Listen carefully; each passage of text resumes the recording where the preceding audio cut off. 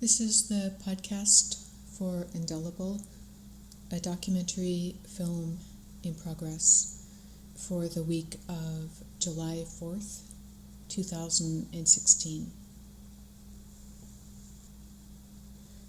Carl L. Harp believed in chaos. But what did that mean? Chaos can take many forms. It may be an unexpected storm in the middle of the sea, or a riot in Paris. But in our familiar society, it is that which is feared, that which exists outside of the restraints of order, the order which is desired and maintained through various systems of social control.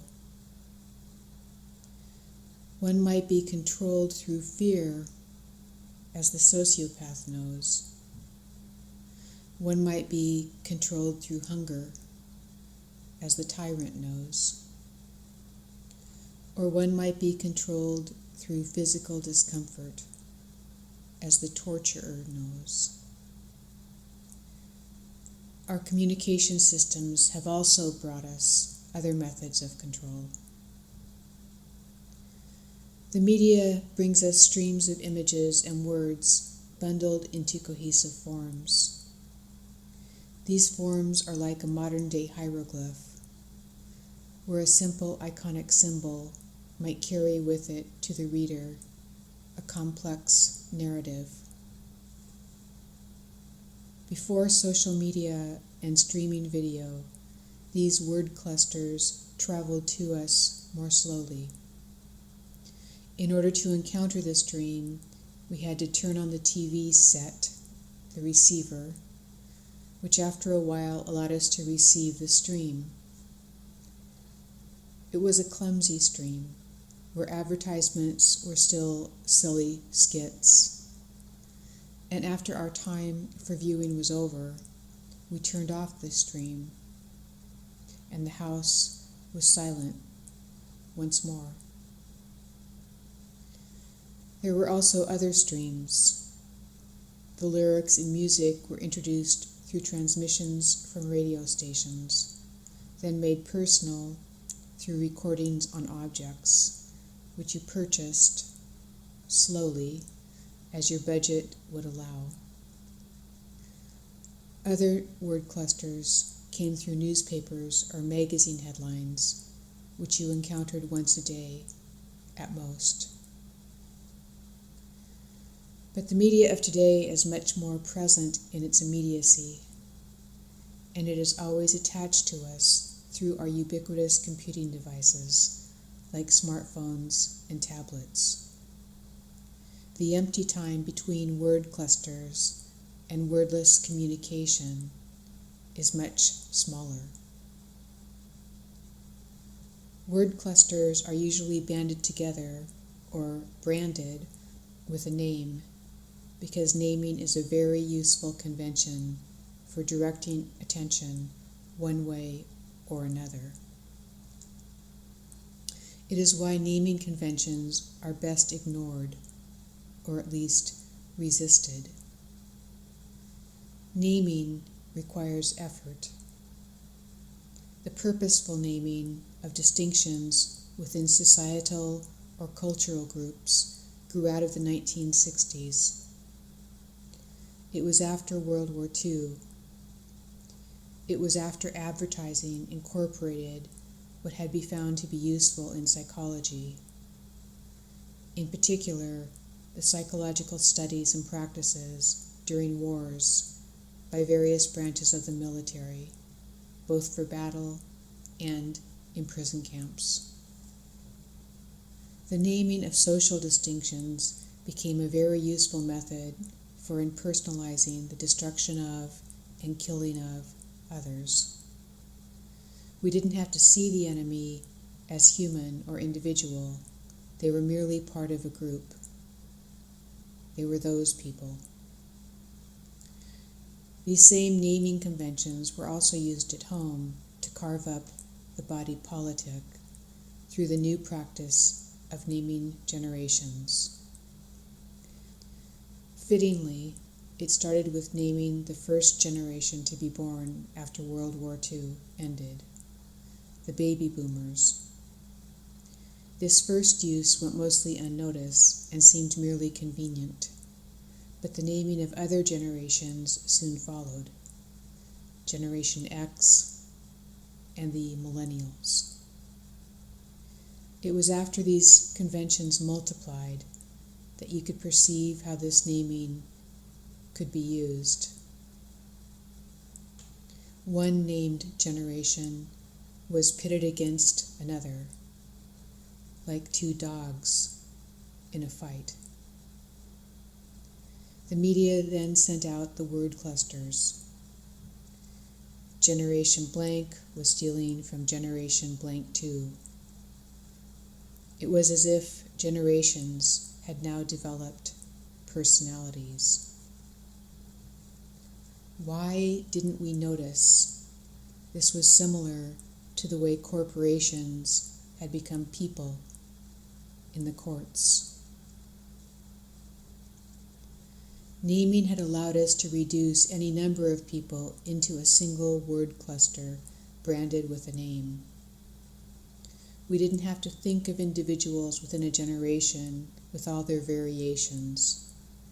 Instead, we could lump them all together and blame the fill-in-the-blank generation for any particular undesirable event or outcome. Why didn't we notice this was similar to the way the military rallied its troops to kill their enemies as a faceless, named group? These same divisionary tactics were used to create wars between genders and races of a certain economic class. But notice, please, the media never gives cute names to economic classes. Why do we not notice there is no desire to create wars between economic classes by those with the power to name? And why is this? The effort it takes to perceive an individual rather than see them as a member in a named group was something Karl Harp understood very well. He understood the machinations which comprised most institutions, however small. He understood how one could be born and then dropped into an institution like a youth correctional facility or state social services or a prison, and then resurface, but only if there was a breach in the machinery. And any such opening only offered a momentary freedom. His life's work included creating such openings. They could be seen when he was told to fear a prisoner who was a member of a gang in San Quentin, but instead of avoiding him, he taught him to read, and they became friends with something to talk about. Harp did not seem to like named groups, especially when he was thrown into one, operating as a club. He liked it even less when he was asked to take action on behalf of the club to harm individuals in an opposing named club. When this happened, he would often go to the individuals and try to talk with them to diffuse the situation. But in a world of naming groups, this was often seen as crossing forbidden boundaries. It was dangerous, but Harp preferred to ignore these dangers, paying a price for taking this position more than once. Those who harmed him used physical violence or distortions of his character or position. But he gained something by not wavering, even when he himself was merely part of a named group as a prisoner. He maintained his individuality with all his unique flaws and strengths. He resisted the naming which would bind him to the group devised by those with the authority to name. After reading and learning about Harp's enemies, including individuals in law enforcement who took pleasure in his wrongful arrest, imprisonment, torture, and murder, it seems that it was Harp's resistance to being forced into any named group that fueled their resentment and anger. His enemies were slaves of those who named them and were taken in by the naming conventions of their time.